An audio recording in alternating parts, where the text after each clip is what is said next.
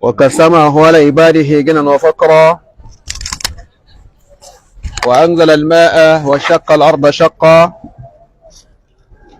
فأخرج به أزواجا من نبات شتى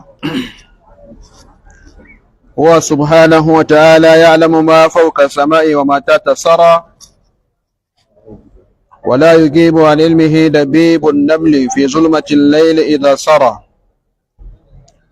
سبحت له السماء وأملاكها وسبحت له النجوم وأفلاكها وسبحت له البحار وهيتانها وسبحت له الأنهار وأسماكها وسبحت له الأرض وسكانها وسبحت له الحب والنوى وإن من شيء إلا يسبح بحمده ولكن لا تفقهون تسبيحهم وأشهد أن لا إله إلا الله وحده لا شريك له وأشهد أن محمدا عبده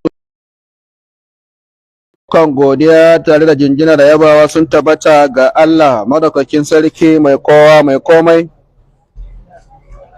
wanda ya hada fuskokinmu a daidai wannan lokacin muna jaddada ma Allah subhanahu wa ta'ala godiya mara iyaka a tafsirin mu cikin suratul Baqara za mu shiga aya ta 65 zuwa 66.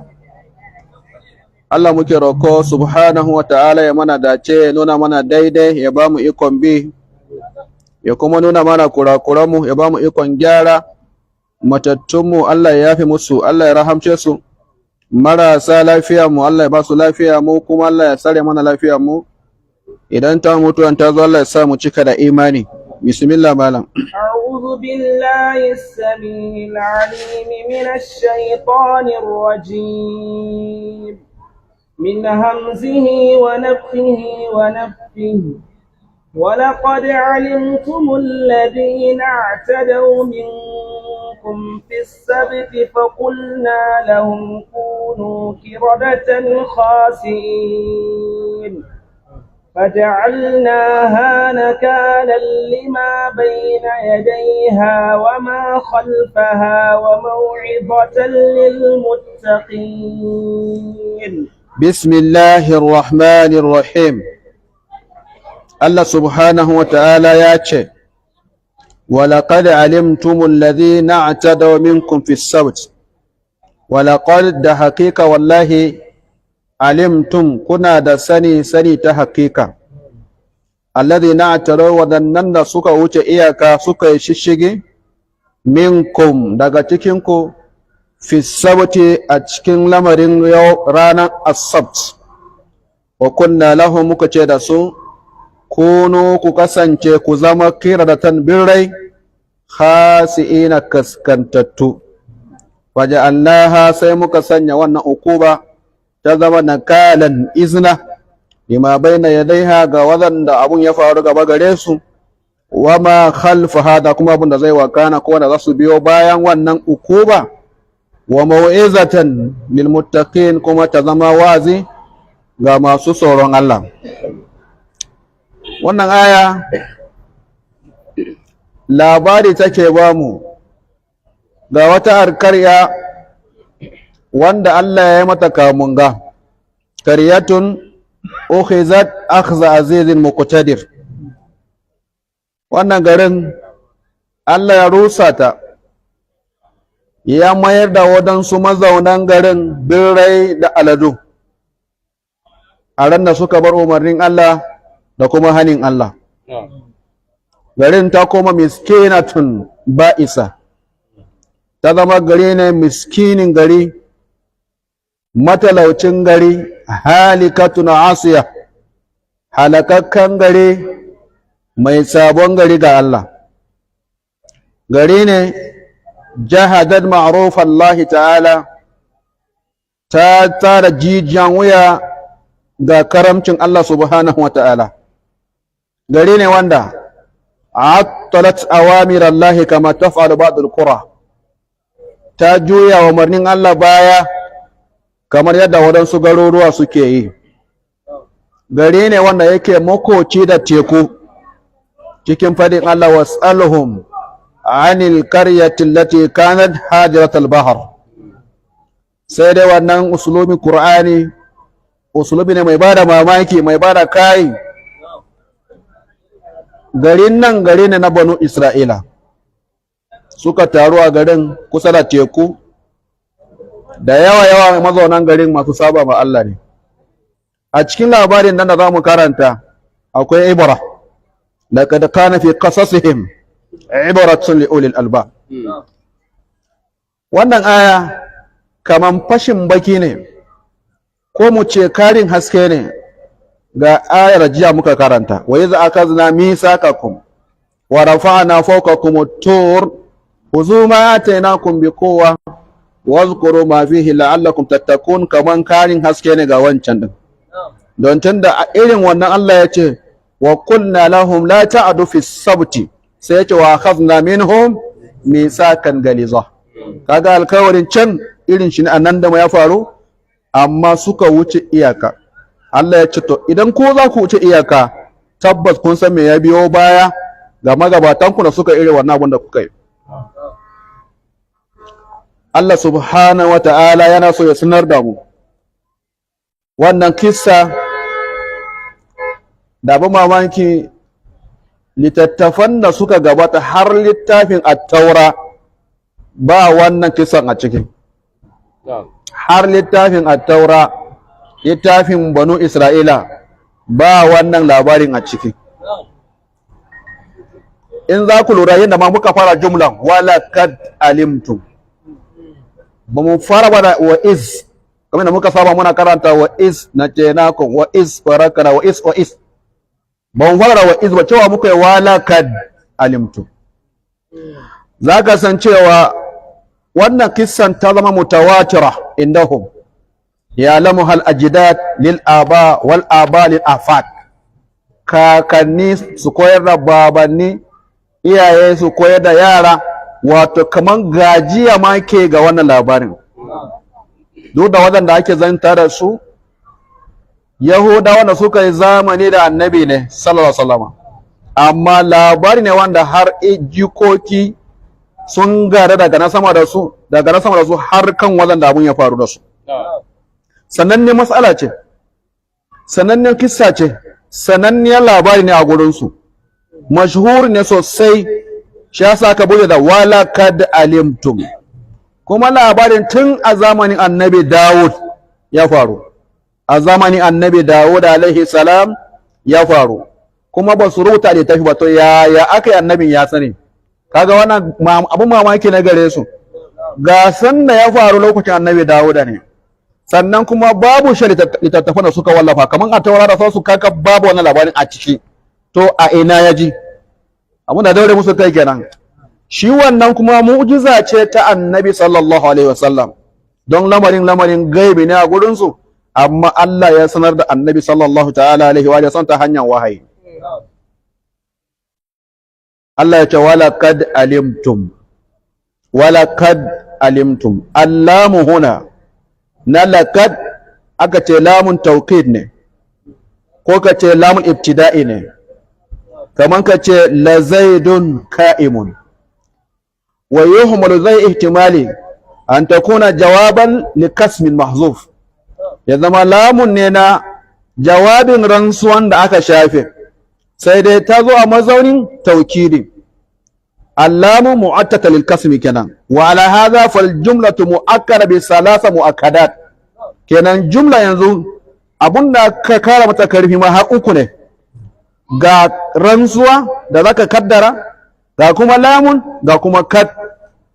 Wallahi lakat, jumlan kenan, wallahi tabbas kun sani.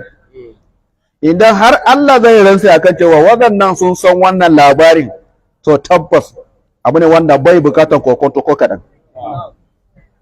Wala kad alimtum, alimtum wannan mukhatab, khitabun zuwa ga banu Isra'ila da suka rayu da annabi. Alimtum ilmal yaqin wa araftum ma'rifatan tamman, kun sani na hakika, kuna da sanayya akan allazi na'tada minkum cikinku fi sabti ranar asabar tajawazul hududa suka wuce iyaka wa tagaw minkum suka wuce iyaka kun san su kaga wannan tawbihi ne a jingina zance kun sani cikinku tawbihi ne bakantawa ne jumla mana kansa bakantawa ne gare su don su san magabatansu sun saba ma dokan Allah kuma Allah ya yi musu abun da tun da aka shimfa duniya ba yawa kowa ba in ma za a yi sai dai a baya su amma da su aka fara kaga wannan to bakantawa ne maimuni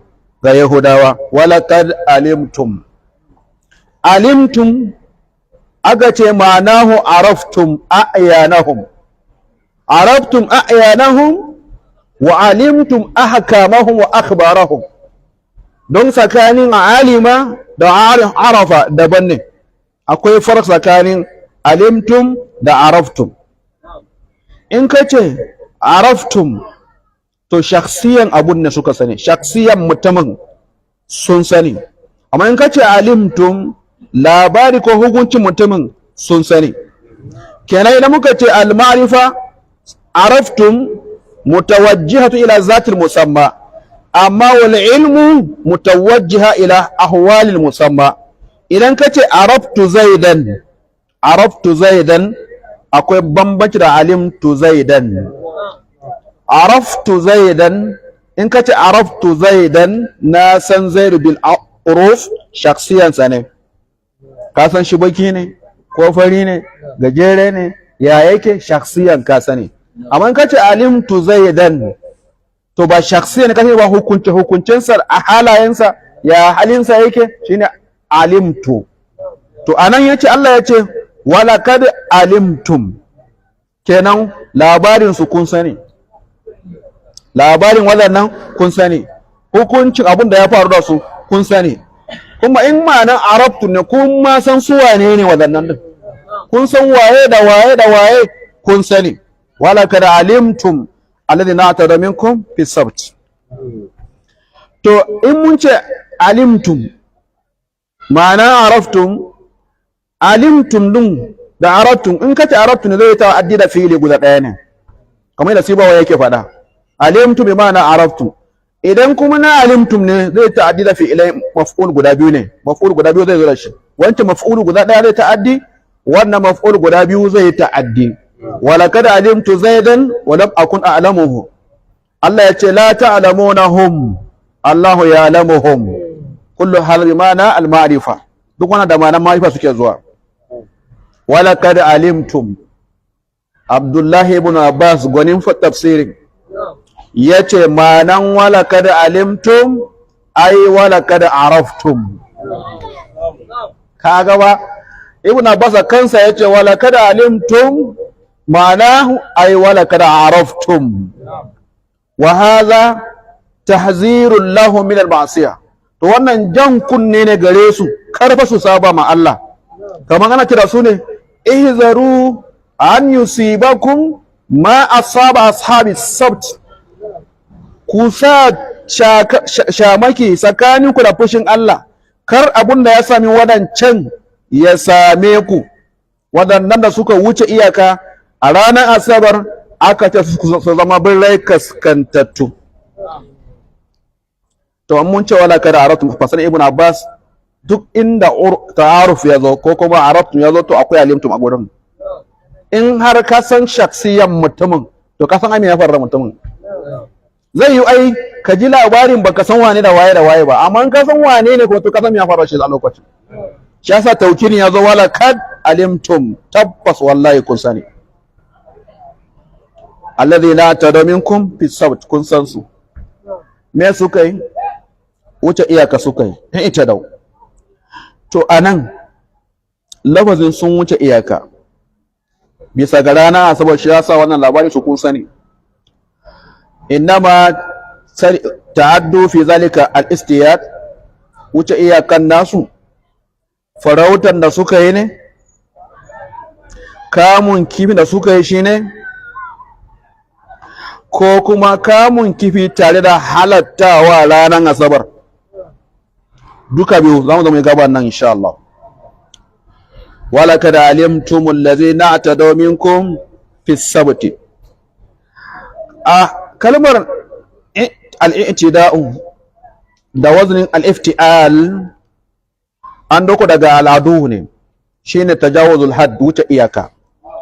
Idan ka ce da mutum wani ya ta'addanci, to abinda da farko zai hararo shine ya ha'inci ko ya zalunci dan uwansa ne, shine abinda zaka yi hararwa da wuri. An ce wani dan ta'adda ne, to abinda zaka yi hararwa da wuri ta yi kisa yake yi, ta yana shiga hakkin dan uwansa, amma shi wannan din ba haka bane, shi wannan hakkin Allah ya shiga, kaga yafi girma. Shi wannan Allah ne, hakkin Allah, hurumin Allah yake shigawa, wannan ya mafi wancan din muni.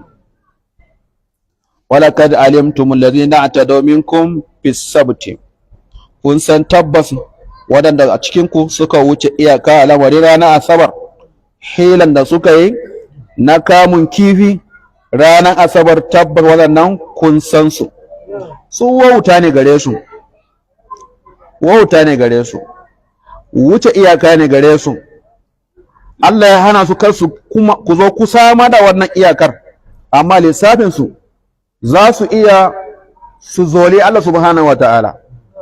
Don duk sanda wauta ya kankame mutum, to ba iya raba mutum ne da Allah, sai ya ji kaman zai yi wa wannan hayinci kamar da zai yi wa wannan da hayinci. yukhadi'una Allah wa huwa khadi'uhum. To walaqad alimtum alladhina atadaw minkum fis sabti, daga balagan Qur'ani shine idan wani abu ya dan fara a wani guri, to za a ka je ka samu bayanin a cike kuma a wani guri. Wannan shine hilan Qur'ani. Allahu nazzala ahsana hadisi kitaban mutashabihan mathani taksha'irru minhu juludul ladina yakhshawna rabbahum. In anan bai zo maka ba cike, in ka da wata aya sai ka ga abun ya fito fili. walaqad alimtumul ladzina tadaw minkum fis sabti, a wata kuma aka ce wa qulna lahum la ta'du fis sabti wa akhadna minhum misakan galiza. A wata kuma aka ce innama ju'ila sabtu ala allazina ikhtalafu fihi wa inna rabbaka la yahkumu bainahum yawm al-qiyamah fima kanu fihi yakhtalifun. A wata aya kuma Allah ya ce was'alhum 'anil qaryati allati kanat hadiratal bahri idh ya'duna fis sabti idh ta'tihim hitanu yawma sabtihim shur'an wa yawma la yasbituna la ta'tihim kadhalika nabluhum bima kanu yafsukun. Wannan ayoyin gaba sun nuna mana cewa ran da abun ya faru shine ranan asabar. Yanzu mun samu ranan, wace rana hakan ya faru? Asabar. To mun samu ranar yanzu asabar ne. Hanin anan aka ce wa kunna lahum la ta'adu, ba ce ba la takrabu. Hanin Allah sau da yana zuwa la takrabu ne. Yanzu aka ce su la ta'adu fi sabti, kar ku wuce iyaka ranar asabar. To Allah ya hana su kar su kama kifi ranar asabar, kar su kama kifi ranar asabar. Ga rana ga kuma abin da aka hana kifi ne kar a kama, kuma garin yana makotaka da teku. Kanat hadiratan bahari, hadiratan bahari, yana dab da teku, yana makoci da teku. To yanzu a nan idan gari yana makotaka da teku, teku ne ba kogi ba ne, teku da kogi daban ne. Wannan nahar ake cewa, wannan bahar ake cewa. To in gari yana makotaka da teku, yanzu a halin teku kifi ya zo da yawa shine ya dace da teku ko rashin zuwan kifi? Wanne ya dace da teku? Teku, a ce yau an samu kifi da yawa a teku shine ya dace da teku, ko a ce babu kifi yau ba samu ba shine ya dace da teku? ina ma kun fahimci abin da nake tambaya. Allah ce waye was'alhum anil qaryati allati kanat hadiratal bahri ba hadiratal nahri ba hadiratal bahri idh ya'duna fi sabti idh ta'tihim hitanu yawma sabtihim shur'an wa yawma la yasbitun la ta'tihim sai ta kazalika nabuluhum bima kanu yafsukun. To yanzu kafin mu zo wata gaban ne nake son in shin fada gari da yake makoci da teku yake makotaka da teku, idan an ce ta kama kifi a tekun nan, in ta fita kama kifi a samu kifin da yawa shine dacewa da teku, ko kuma a zo babu kifi yau shine dacewa da teku. Al'adan teku kifi yayi yawa ko a rasa kifi? Yawa, yanzu kun fahimce ne. Al'adan teku shine kifi dama yana inda teku ne, ba makogi ba, kogi ma ai kifi da wani tukunna teku. Al'adan teku dama ai kifi yayi yawa shine al'adan teku, ba wai a rasa kifi bane. Kun gane? To yanzu waɗannan suke gaba da teku, a ce yawma sabtihim shur'an wa yawma la yasbituna la tatihim, ranan asabar kifin suna da yawa, ran da ba asabar ba kifin ba sa zuwa. Wanne ne ibtila'i? Zuwan ko rashin zuwan?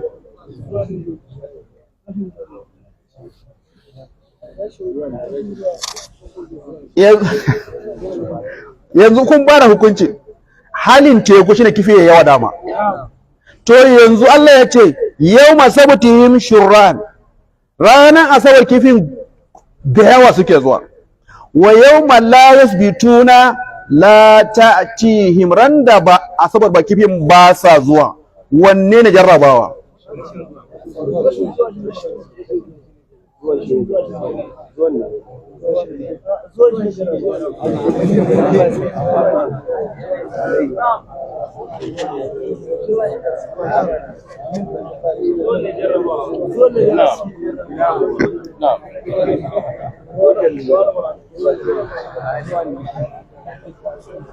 Wani magabaci yake cewa, yace al-ibtila'u jarrabawan fi itiyanil hitani shurra'an,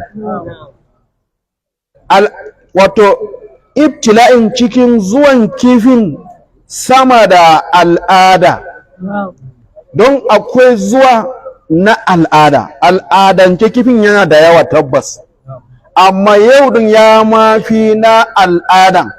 Sai ya ce wa adamu itiyanihim allazi huwa al'ajab, ya ce kuma amma rashin zuwa kuma shi abin mamaki din. Kwarai a teku ce kifi bai zo ba? Teku ba? Teku kifi baya zuwa? Sai ka ce to ibtila'in duka biyu ne, duka biyu. Kifin yana zuwa sama da misali, yana zuwa sama da al'ada shurra'an. Haka Allah ya ce shurra'an idh ya'duna fi sabti idh ta'tihim hitanuhum shurra'an. Kalmar shurra'an irin wanda ko haka kai ka kama kifin shine shurra'an. Ibtila'i ne wannan. Sannan kuma wa yawma la yasbituna la ta'tihim, shi ma ibtila'i ne. Randa ba sa ko ba a ce ke kuki baya zuwa, shi ma na ibtila'i ne. Yace kazalika nabluhum bima kanu yafsukun. To anan Allah ya ce walakad alimtumul ladzina atadaw minkum fi sabti, wadannan da suka wuce iyaka. Ya wuce iyakan yake ranar asabar din? A wajen al-Hasan al-Basri yace annahum akhazu fihi al-hitan fi yawmi sabt, wadannan a ranar asabar din suka kama kifaye ala jihatil istihlal, a fuskan halattawa. Allah ya haramta musu kar su kama kifi ranar asabar, sai suka halatta wa kansu kama kifi ranar asabar, a fahimtar al-Hasanul Basri. Wasu suka ce annahum habasuha fi yawmi sabti wa khazuha yawmal ahadi su ba su kama ba suka kwasa a ranar asabar, tarko suka kafa asabar din, sai kifin ya taru cikin tarko, sai suka bari aka waye gari ranar lahadi suka dauka suka ce muka kaga ba san muka kama ba, muka lahadi muka kama. Kaga wannan biri ya kama da mutum, shafi suka dawo biri kuma yawwa. To shine allazina atada minkum fi sabti, was-sabt menene as-sabt? Ranan asabar. Me yasa ka kira shi da wannan? Magana guda hudu. Farko an kira asabar da asabar ne inna sabta huwa ismun lil qit'ati min ad-dahr, wani yankin zamani ake kira da sabt, fa summiya zalika al-yawmu bihi, sai ka kira wannan ranan da wannan sunan, inji az-Zajjaj alaihi rahmatullah. Haka yace. Na biyu maganan Abu Ubaida yace a summiya bi zalika, an kira asabar da asabar li annahu sabata khalqa kulli shay'in, a ranar asabar ne Allah ya gama halittan komai, Allah ya gama halittan komai ranar asabar. To duba da haka ne aka kira shi da as-sabt. Wani suka ce li anna al-yahud yasbituna fihi ay yakta'una fihi al-a'mal, yahudawa suna daina aiki don su dauki ranan hutu, shi yasa aka kira shi da as-sabt. Wasu suka ce ranan da ba bukatar zirga-zirga a ciki, kamar inda Allah yake cewa waja'alna nawmakum subata, kaga bacci yana hana ka zirga-zirga, aka kira shi da kuma subat, haka rana ma. Wallahu alam. Alladhina atadaw minkum fi sabti, suka wuce iyaka. A wata har Allah ya ce falamma atau amma nuhu anhu, ashe an hana su an amma nuhu anhu, abunda aka hana su can aka ce maka la ta'adu, shine ma nuhu anhu din, sai suka wuce iyaka. Kunna lahum kunu qiradatan khasi'in. Imam Tabari ya ce, Katara ya ce alaihi rahmatullah, allazi na'tadaw minkum fi sabti ay uhillat lahumul hitanu wa hurimat alaihim yawm as-sabti, an halatta musu kwanan sati kakaf su kama kifi banda asabar. Wannan kuma bala'an min Allah, jarrabawa daga Allah, li ya'lama, don Allah ya sani man yuti'uhu mimman yasihi, waye zai bi shi, waye zai saba masa. Fasara al-qawmu salasa asnaf, sai mutanen garin kakaf suka zama gida uku, suka rabu gida uku. Fa amma sinfun, gida ɗayan, fa amsaka wa naha nafsahu anil ma'siyah, shi yake je kama kifin, kaga shi ya kama kai ya rike, kuma yake saba wahala cikin wannan hani, ya zauna a gidansa shi ya shiru, sannan ya ma hana masu kamawan, shi bai tafi ba, masu zuwan ma din ya hana. Zango ɗayan kenan. Zango na biyu, wa amma sinfun, zango na biyu kuma fa amsaka an hurmatillah, shi din ya ya tafi ya kama, amma bai hana masu kamawan ba. Zango na biyu kenan. Zango na uku, shi kuma zango na uku, fantahaka hurmatallahi wa marada alal ma'asiya, shi ya ketare hurumin Allah, ya saba ma Allah kai tsaye, ya je ya kama abun shi. Walamma bawa illa al-i'tida, sanda suka ki sai da wuce iyakan nan, to sai Allah ya kira su kunu qiradatan khasi'in, sai suka zama birrai a lokacin. Walakad alimtum alladhina atadaw minkum, wannan minkum aka ce fi mawdil hal ne, fa yata'allaqu bi mahzufin, kenan takdira shine walakad alimtum ay ka'inina minkum, walakad alimtum alladhina atadaw minkum ay ka'inina minkum, min kuma litab'id ne. Duk da tab'idiyyan min a wannan gurin mutane 70,000 ne fa, waɗanda suka je suka kama kifi mutane 70,000 ne. Ibn Zair yace alaihi rahmatullah, yace wa awwalu man akhadha minhum rajulun hutan fi yawm al-ahad, wani mutum ne farko shi ya fara, farko shine ya fara wannan bardan. yaje ya kama kifi ranar asabar, ya zo yana cin kifi a ranar lahadi, shi kaɗai ya fara. Da ya zo yana gasawa yana soyawa ya ci, fashawahu ya ce ya soya kifin shi, fawajada jaruhu rihal hut, sai makocin ya fara jin kamshin, kasan kifi ba da asiri yayi, sai makocin ya fara jin kamshin kifi, ya ce kifi ka gama, ya ce ya ce inni yara Allah sai yu'azzib, tabbas Allah ne maka azaba kwanan nan, za mu saurara maka sati guda mu ga za ka tafi lafiya ko ba ka tafi lafiya ba. Suna jiran ya kai sati lafiya ko ba da kai sati lafiya ba. Allah da hilan shi aka bari ya kai sati, ana jiran yau ne zai wani abu zai faru da shi, an juma ne gobe ne, sai ya kai satin lafiya kalau. Da asabar ta zagayo sai ka ɗauka abun shi zai shiga kogi, sai ya ce sai mu tafi.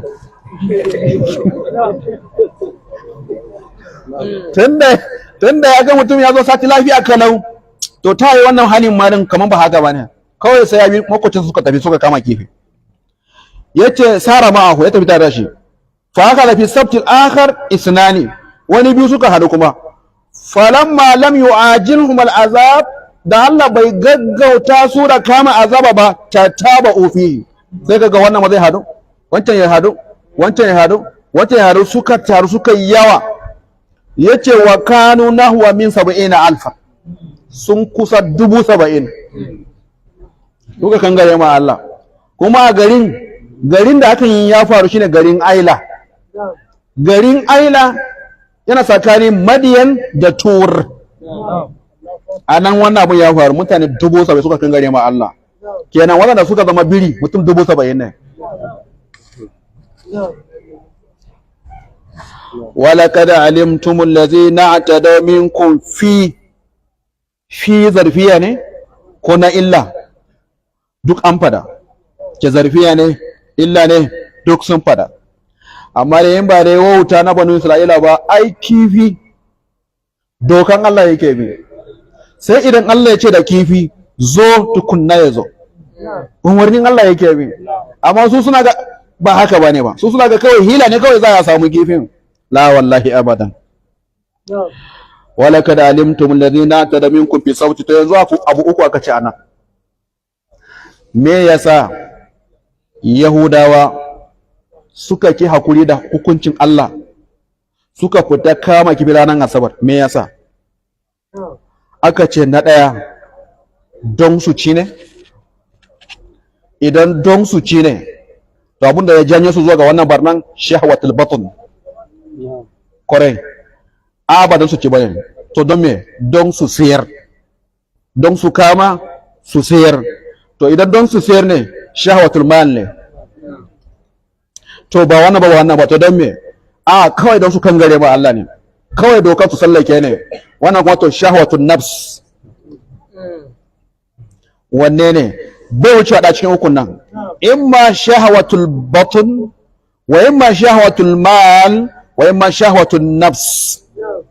Kuma wannan guda ku kakaf mamba ne na halak, ko mabubbugar halaka kenan. In ma cikin ka ne zai saka kangare ma Allah, ka ce kawai me zan ci, in na bari me zan ci. Kana ganin haramun ka yarda ka ci, in dai yunwan ka ne zai mutu ka yarda ka ci. Allah da ya haramta maka haramun ya san halin da kake ciki fa. Shi ne fa ce maka sanda hurrimat alaikumul maitatu waddamu wa lahmul khinzir, ya gama ni sauka abin da ke haramu, sai ta famani da turra fi makhmasatin ghayra mutajanifin li ithmin fa inna Allaha ghafurun rahimun. Shi da ya haramta maka ba ya gaya maka, ya san halin da zaka shiga. Idan ka shiga wancan halin yace halal ne ka ci, kai ka baka shiga wannan halin ba, kuma ka ce yanzu kai me zaka ci? Ka yadda da sana'a haramun kana yi don lamarin cikinka, ko ka sata ka ci wai don cikinka. Wai kwanaki nake abun nan sanda aka yi wannan ambaliya, ruwan da aka yi ambaliya na yanzu, kawai mutane suka ba satan abincin mutane, wai su sun shiga yunwa. To da Allah tambaya, akwai a musulunce inda aka ce in ka shiga yunwa ya halatta ka fasa gidan mutum ka dauki abinci? Akwai a musulunci? Akwai inda aka ce idan ka shiga yunwa ya halatta shiga shago mutane ka dauki abinci akwai gurin?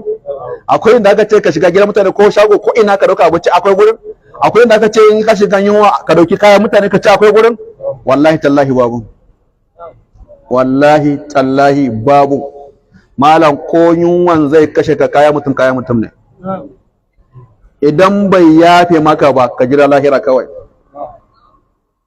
Tun kafin ka je ka siya a gaban Allah ka nemi yafiya.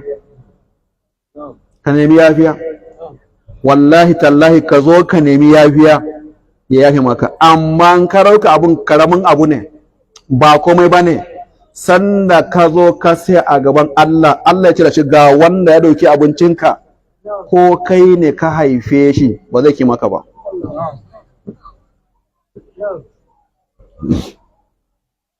Walaqad alimtum allazina atadaw minkum fis sabti. Me yasa Allah ya ware asabar cikin kwanakin gaba daya? Me yasa asabar? Limaza yawm sabt? Me yasa ranar asabar? Afa mala. A cikin kwanakin sati me yasa asabar?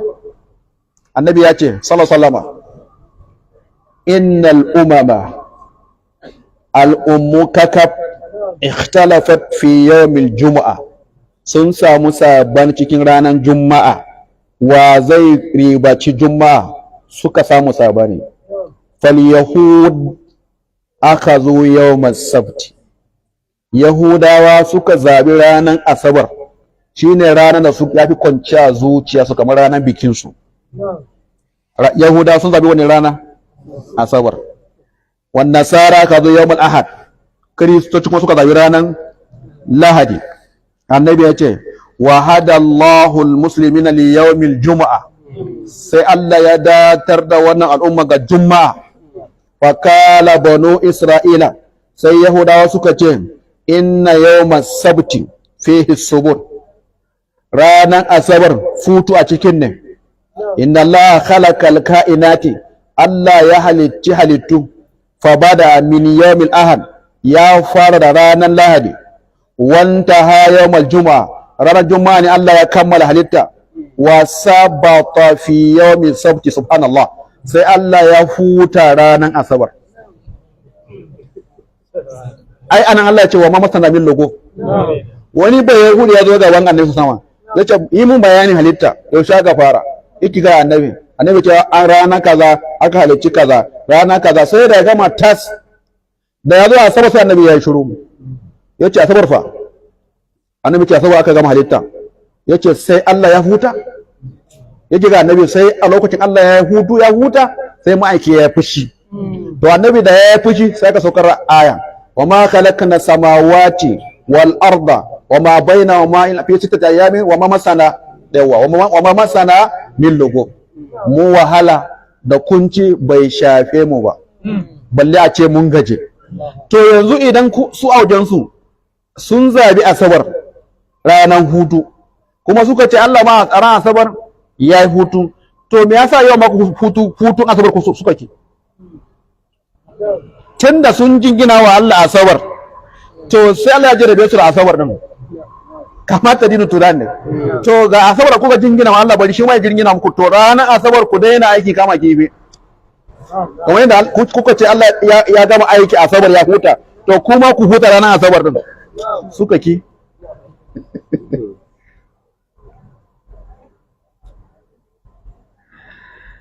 To kamar yadda Allah subhanahu wa ta'ala ya jarrabi Yahudawa da irin wannan zuwan kifi bila adadin sama da al'ada, ya jarrabi wannan al'umma da kwatankwacin wannan. Allah ce ya ayyuhal ladzina amanu la yabluwannakumullahu bi shay'in min as-sayd tanaluhu aydikum wa rimahukum liya'lama Allahu man yakhafuhu bil ghaibi wa man i'tada ba'da zalika falahu azabun alim. Kaga sadda na wadancan Allah yake da su la taqtulu sayda wa antum hurum, famanahum min qatl as-sayd, ya hana su farauta duk namun daji da dabbobin da kuke bukata ko sun zo gabanku kar ku kama. Allah ya ce zan jarrabe ku da waɗannan dabbobin a sanda kuka dauki harami za ku tafi aikin hajji ko umra. Sai Allah ya ce da sai da suka dauki harami suka fita hanya fa arsalallahu tuyur, Allah ya aiko sun saye malam sun su zai zauna a gaban mutum akan dabbanka akan rakuminka su zai zauna yadda da za ka haka sun biyu kuma za ka iya kamawa. Tun da Allah ce zan jarrabe ku la yabluwannakumullahu, shirin ya zo musu. Yace waje al-ghazlan, kaga barewa malam, barewa yake zuwa yana shiga tsakanin dokuna, barewa yake wasa tsakanin rakuma, tsakanin dokuna, barewan kai haka zaka kama barewa, amma an hana. Aka ce maki sa samu yana tafiya akan wannan tafiya sai ya hango wani barewa wanda wani daga gefe ya farauto shi, ba masu haramin ba ne, wani addini ya farauto ya harbi barewan, bai samu ya kama barewan ba, ya kubce sai barewan ya zo ya kwanta karkashin bishiya da mashi a jikin barewan. Annabi ya kalli barewan sai ya sa wani mutum ka je ka siya kusa da barewan, kar wani ya ce ya ga gara basa ne ya kama barewan. Kowa ya wuce ba wanda ya kama barewan, ba wanda ya kama, komai salim suka wuce.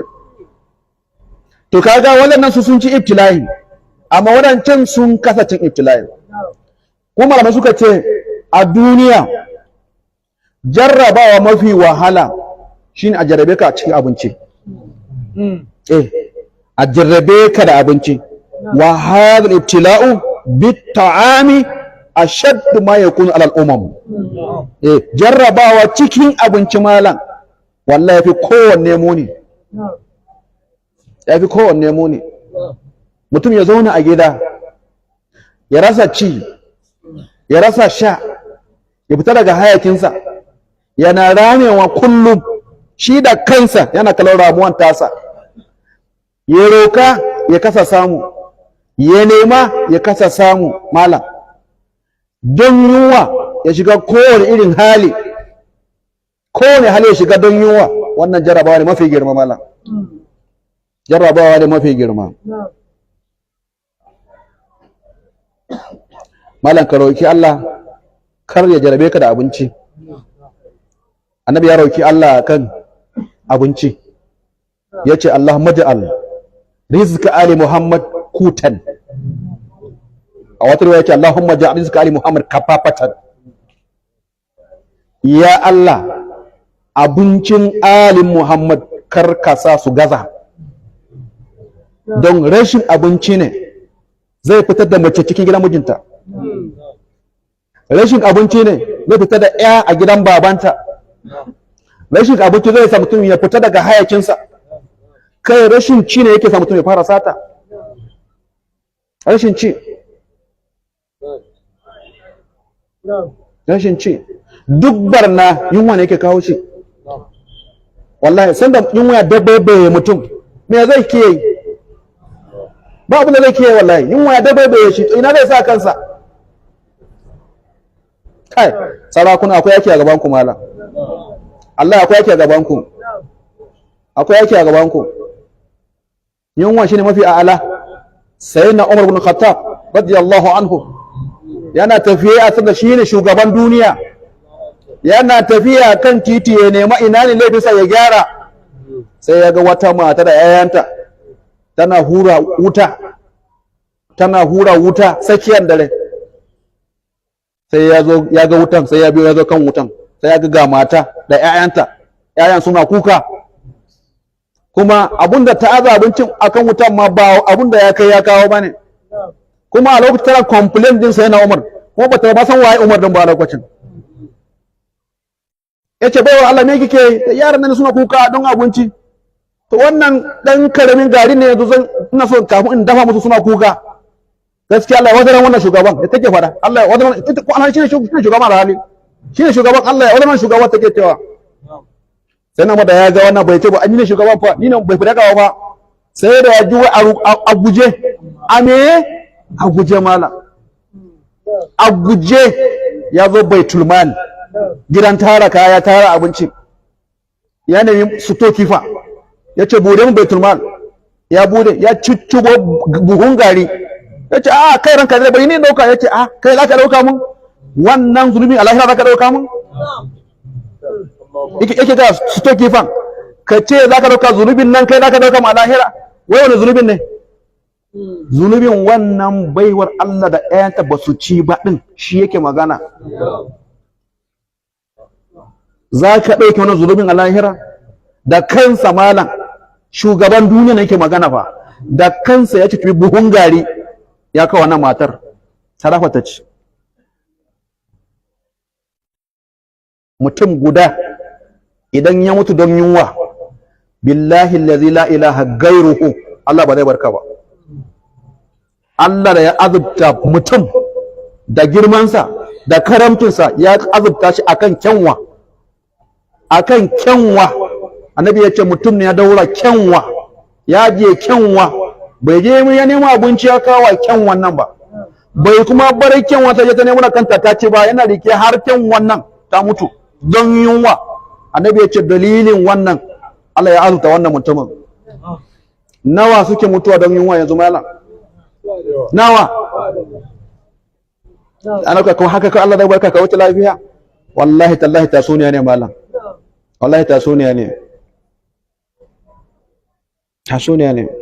Allah ya gyara mana lamarin mu to Allah na jarraban bayi a haka ai mutanen Talut Allah ya ce falamma fasala Talutu bil junud qala inna Allaha mubtaliikum bi ish binahar Allah zai jarabe ku da korama kogi yace fa man shariba minhu falaysa minni wa man lam yat'amhu fa innahu minni illa man igtarafa ghurfatan bi yadihi ana zuwa jarrabawa ina ma ka fara fa sharibu minhu da yawa sha su kai ibtilai da dama dan kadan ne kawai ba su sha ba to ibtilai cikin shi da sha mai kisa kadan ne malam mai kisa kadan ne Allah ya ce wala kada alimtum alladhina atadaw minkum fi sabti to anan aka ce innal mutahayyil ala maharim duk wanda yake yin dabara cikin da aka haramta masa kaza yanzu dabara suka yi ranar asabar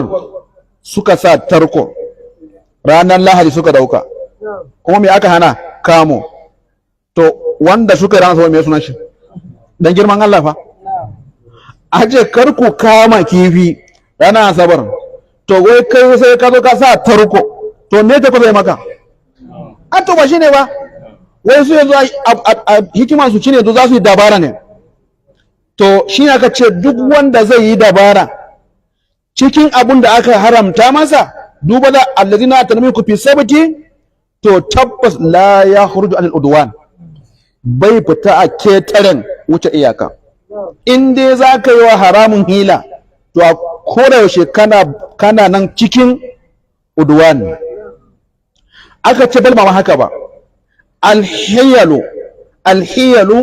ala fi'lin muharramin a'azamu ithman min itiyanil muharram ala wajhin sarih dabara da hikima cikin abun da aka haramta maka ya fiye muni a gaban Allah sama da kai haramun kai sai kawai wallahi gara kai haramun kawai a fili kai maka san haramun ne kawai ba wani kai haramun kai sai ya fi da kai dabara ka halatta abun kai korai ya fi muni shine magana Abu Yusuf abuna Ayyub as-Sufyani ya ce al-mutahayyil ke magana masu dabara yake cewa innahum yukhadi'una Allah kama yukhadi'una sibyan masu hila cikin haramun suna zolayan Allah ne a ganin su kamar yadda suke zolayan yara yace walau atawil amr ala wajhin la kana ahwa da za su yi abin kawai kai sai ba hila ba da ya fi sauki a gaban Allah, wallahi da ya fi sauki a gaban Allah. Kuma hakan ne in kana so ka kalli hila a cikin lamarin Allah haramcinsa ya fi muni, karanta littafin Igasatul Lafat na Ibn al-Qayyim ka ga ba fili malam. Kuma ka duba Yahudawa kafin wannan ma'ai sun taba yi irin wannan shari'a, sanda aka haramta musu kise na alade, aka haramta musu alade, sai suka je suka yanka alade suka dauki kisen, sai su narkar da kisen, sai su sayar su ci farashin ai cewa kai karmuci ne, cewa kai kisen ai aladen ne karmuci ba kudin aladen ba kisen ba. Yanzu suna cewa to ai yanzu su kuri suka ci, yanzu kuri ne suka ci ba alade suka ci ba. Kaga hilan ba mai suka fara ba. To aka ce shine in za ka lura da al'amuran mutane ma yanzu, musamman a janibin cin riba, gara mana Yahudawa, gara na Yahudawa. Annabi Hassan ya ce la tartakibu martakabatil yahud, kara ku yi irin abun da Yahudawa suke yi, fatastahillu maharimallahi bi adnal hiyal, ku zo ku halatta abun da Allah ya haramta bisa ga wani hikima, wani hila, duk karancin hila. A wannan ne gaba na karshe za mu kawo hila da yake gudana a cikin mutane wajen cin riba da sauransu. Mutum wajen neman kudi malam akwai basira a kansa, balil insan ala nafsihi basira. To yanzu anan Allah ya ce su wala kada alimtum ladina na'atar minkum fi sabti, an hana karsu, to yanzu sun yi, to yanzu me zai faru, me zai biyo baya?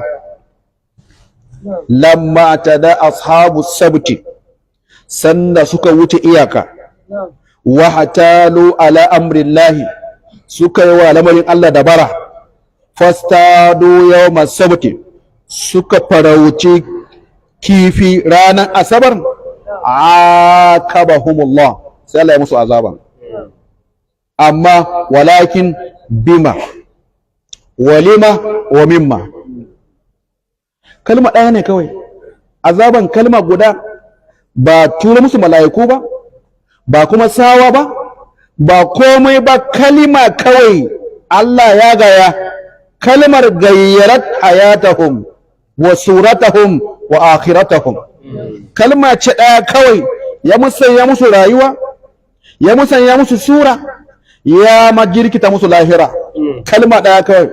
Suran kam suka tashi daga mutum suka koma biri, lahira kuma karshen ya koma jahannama ne, bisal wirdul mawrud, ko bisal wirdul mawrud. Kaga sakamakon warware alkawarin Allah, fa kulna lahum kunu qiradatan khasi'in, falamma atau amma nuhu anhu qulna lahum kunu qiradatan khasi'in. Subhanallah, kalma guda, asbahu qirada, suka zama biri. Kalma daya kai malam. Fa innal ajsada, jukkunan halittu, milkun lillahi ta'ala, mallaka ce ta Allah, wa huwa khaliquha, shi ya halitta jikin namun nan kakar, wa mudabbiruha wa razikuha wa malikuha, shi yake mallakan jikin gaba daya, shi ya arzuta sa, shi yake jujjuya su, su bi su sha, su kangare su sha azaba kuma. Sanda Allah kira su ku zama biri, cini malam, istakbalat ajsamuhum al-amra, jikin kaka ya kabi umarnin Allah, fa asbahat ajsamun qirada, jikin tini ya kuma jikin biri, daidai da kiftawar ido malam. Lamarin Allah kun fa yakunu.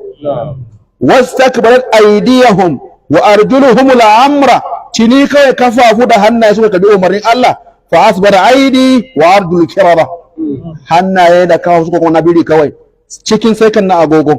Ya ilahi, bal ba ma haka ba, wa qulubuhum asbahat qulubul qirada, zukatan mamala ya koma nabiri ne. Mujahid haka ya fara, Mujahid haka ya ga, cikin kalma guda halittan kawai ya jirkita ya canza gaba ya koma wani abu daban. Subhanallah. Ajsamuhum baina aydihim wa qulubuhum fi ajwafihim wa la yamlikuna minha mithqala dharra. Ga jikinsu a jikinsu yake, ga zukatan akwai a ciki, amma ba su mallakan komai a jikin nan. Allah ya mallaki komai, mallakan komai ya koma ga Allah. Fa subhanalladhi bi yadihi malakutu kulli shay. Ya salam. Allah ba wasa da shi malam. Wallahi Allah ba wasa da shi. Cikin sakan guda. Allahu akbar. Wurin suna cewa ma wayanda suka kama kifin, akwai wanda baya nan san da aka saukar da azaban, sai da ya same shi akan hanya shi ma. Suna zuwa gida malam, ahalinsu na je su ce waye wannan, kaga biri yana zuwa gida. Yaro yana gudun babansa, baban ya zama biri. Baba yana gudun yaro, yaro ya zama biri. Mata tana gudun mijinta, mijin ya zama biri. Miji na gudun matan, matan ta zama biri.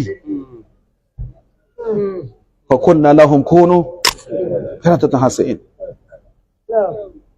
Da Allah kai khiyal a tunaninka, ka ba wa kanka seconds na agogo, kaman kana kallo a lokacin, kaman gashi kana kallo. Mutum ne yanzu kuka rabu da shi, dalilin sabo guda ya koma biri. Ya ilahi. Allah ya ce fa kunna lahum, wannan nunin na girmama kai mai magana nake girmama kansa, amma ba halin bane, don abin da aka yi ba na girmamawa bane, amma mai magana na girmama kansa. Fa kunna lahum kunu kiradatan hasiin.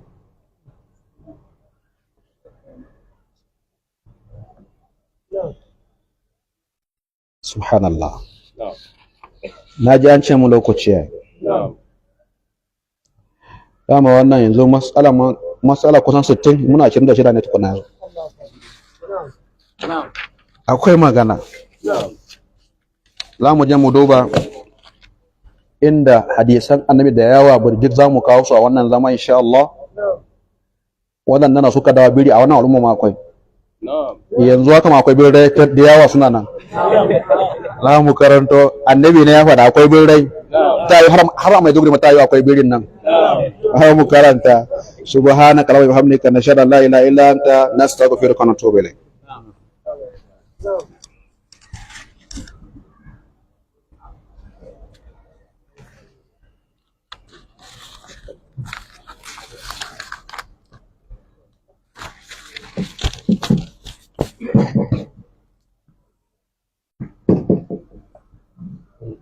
Assalamu alaikum warahmatullahi wabarakatuh. Da tambayar cewa tambayar shi ne ce mata ne suna yawan zama irin a kofar gida suna gida har irin suna kafa majalisa. To yake wannan zaman su ne da yake ‘Yan wuta ne.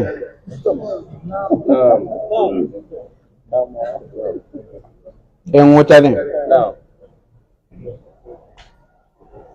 Duk matan da suke zama a kofan gida don hira, ‘yan wuta ne. ‘Yan wuta ne. Wallahi ‘yan wuta ne. Wuta suke saya da dukiyarsu da rayuwarsu, ‘yan wuta ne. Malaye nan kana bukatan kaskantattu daga mata wanda ba su da alkibla a addini, ka samu mata da suke zama a titi a bakin kofa, suna sa titi a gaba su zauna.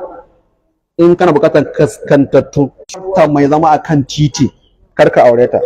Wasu suna cewa gidan ne, gidajen mai duk yawanci kananan gida ne, akwai zafi. Idan zafi ya yi zafi ko zafi to akwai zafi a can, to zafi take zauna.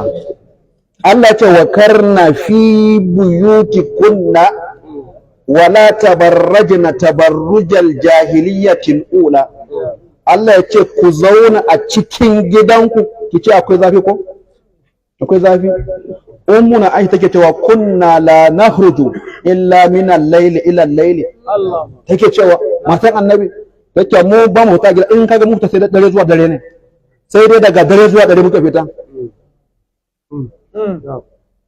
mace kamar namiji malam ta zama bakin titi tana kallon komai akan titi ma zama Allah annabi yake da su ba iyyakum wal julusu ala turkat ina hana ku kuma mazan kar ku zauna akan titi maza da suka inda dole sai suka annabi yace to fa'atu tarika haqqaha ku bawa layi haƙƙi safa'atu tarika haqqahu suka ce wa ma haqqu tari kana gaddul basari wa kafful adha wa raddu salam wal amr bil ma'ruf wan nahy anil munkar suna yi wannan haba da Allah mala wannan sai ka tambaya mana yanzu sai wannan ka tambaya ne wallahi kaskantattu ne yan wuta suke sayar da halin su haba mala yanzu ko kunya akwai kana gani kunya mace akan titi tur da irin wannan mata wannan bayanin cewa assalamu alaikum wa rahmatullahi wa barakatuh ya ce Allah ya kara wa malam lafiya yake malam don Allah ka bani shawara kana son ya aure amma wacce za ta aura din tana da yawan yaranta gaskiya ne a shawara yake ne ba tana yawan kuskure ta yi wani laifi ma ya yi magana sai ta yi ce yana son mara da shi abu biyu kai ma kana bukatar shawara ba mai ta bayan kai ma kana bukatar shawara masala mu yanzu wai da zaran yarinya kana son ta ne kake so kawai ta saya maka ka hana ta hannu ka taya ma fushi kawai don kana son ta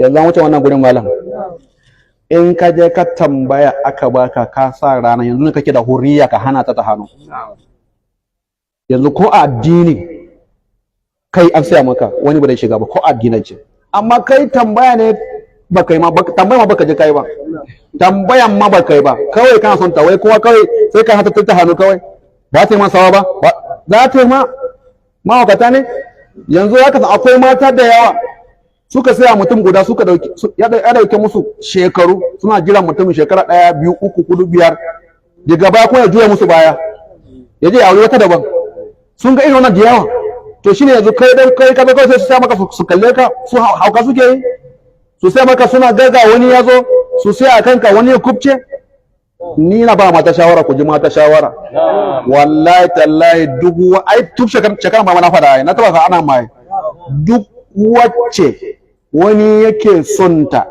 idan ya dauki daidai da wata 2 bai aiko ba wallahi gara ki nemi wani ki tun wuri alquran tun wuri karki ce wai kina soyayya kauna in har ya dauki wata 1 2 bai turo manyansa ba tun wuri idan wani yazo kawai ki bari yayi wuf da shi wallahi Allah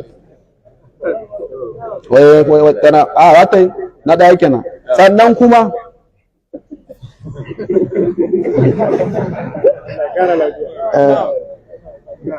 ka gane wani abu ita mace karka kwatanta tara kanka kai kana da kamala kai a cika kake a shari'ance ita kuma tana da tawaya duk girmanta duk girman mace tana da tawaya in ji annabi kai kana da kamala ba yadda za a yi tauyayye da kammalalle su zo daya mala wallahi ba zai yi ba in kai haka kai ba kai ma kanka adalci ba a mace ma karama kuma ka mafi da shekaru to ka hada mana ga karancin shekaru ga kuma mace ce ba ta kai ka kamar kuma kana koyon kwatanta ta kanka ka ce duk abin da kake so ta yi ma a mala haba mala za ta yi ma komai amma in kana so ka mallake ta doko ta tukunna ka ajiye in ka ɗauko ta ka ajiye nan ne za ka ce ka tsallake ta saya ka ce ta yi wala sai nan ne to tunda Allah abin da ya fara bai faru ba yanzu a cewa ya waje ana bainakum mawaddatan wa rahmatu yanzu a nan din babu yanzu kana kace so a kasuwa kana ya burge ka me za ka yi kini za ka saya ba to haka mace ma ai in ne ka so da kawai kai sauri ka doka ka aje amma kai kana gabas tana yamma wai kana son ta soyayyan banza soyayyan wai bi iskanti gule Allah ni an suna son abu kawai doka zan aje in yi wuf inda kan aje abu na kai mai yin shiga haka amma da Allah ma mana jiri kaje kana kwanciya kan katiba okay ya kare to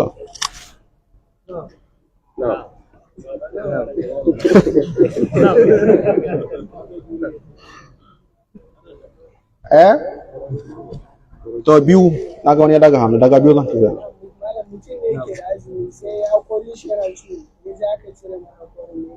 yana da azumi ba masala a cire mai hakori a samun alluran komai ba masala kuma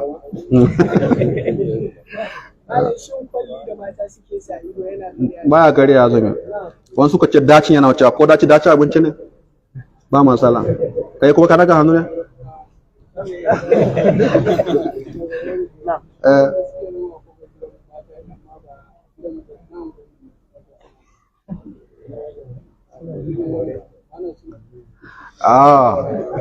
mata suna zama a anguwansu amma ba nasu bane na anguwansu ne ba matan su na gidansu bane matan anguwansu suna zama a kan titi yaya su hana ne a kofar gidan ku namu hanawa mai kyau mala alquran hanawa mai kyau in a kofar gidan ku ne na ku ce a wannan abu da kuke addini ya hana ba kyau addini ya hana kuma ta kuna da farashi a musulunci ganin ku idan mutum zai shiga wutar jahannama gani kawai ya kalla da ido za ka shi wallahi wutan jahannama za ce duk da haka Allah bai ba ku damar ku zauna akan titi ba saboda haka ku shiga gida baki ba inda an ba ku damar da zan ba ku damar ku zauna amma hana ku shiga ka hana kuma mazaje in kana neman wallahi mazaje kai namiji gara irin ka kai namiji kai ka aure mace kai ba ka ciyar da ita kana shayar da ita mace ba ta control naka mace ba ta control naka billahi lazi ba ana jina zuwa gida ba yanzu yana jina ba idan na aje sun ci aka sallake wasu saba wallahi tallahi wallahi sun ci zan aje ba sallake ba gidan nan a kai malam haba awa malam wane mutum wallahi malam a kai wane mutum haba a mallake gidanka malam Allah ka mallake gidanka yanzu ka tambaya gwana kakaf duk wanda ya taba in ya taba ahli na anan a zaune zan bashi ko nawa wallahi ko nawa dan baka an kaga ahli na a zaune anan ko dubu na wallahi dan baka ka isa ka kalle ta tana zaune ana gurin ta isa alquran ta isa